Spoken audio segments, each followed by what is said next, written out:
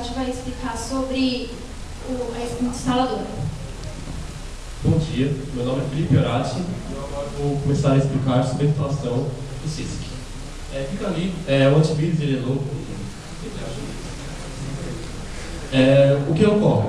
Nosso programa tem duas versões. Ele tem a versão MS Access e tem a versão MySQL. Para o Access ser mais difícil, para o MySQL ser mais difícil de se instalar, a gente vai mostrar ele, já que ele tem algumas funcionalidades a mais do que a versão de Access.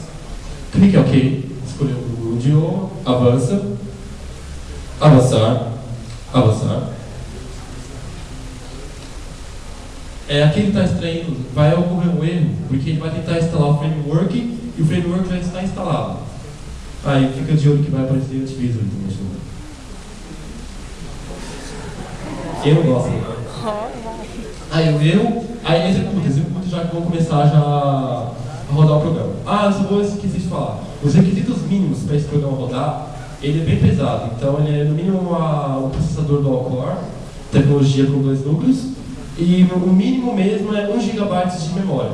Tanto é que vai rodar devagar, nós estamos no mínimo aí.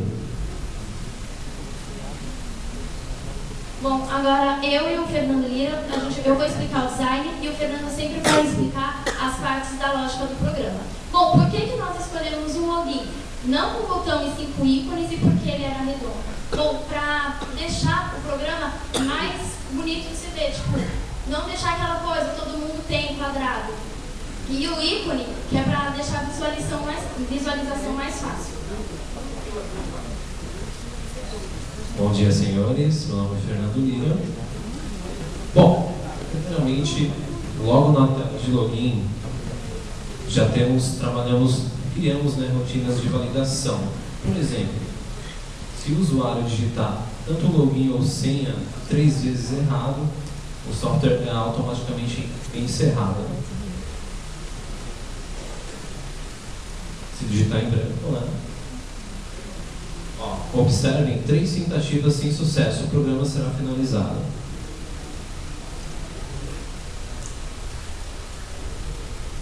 Bom, como na OML foi especificado, o nosso software trabalha com 2 perfis de logins. Login administrador, onde ele tem acesso a todas as funcionalidades do software, e o login de usuário comum. Ele não terá acesso a nenhum tipo de... Ele não pode realizar nenhum tipo de cadastro, só vai ter acesso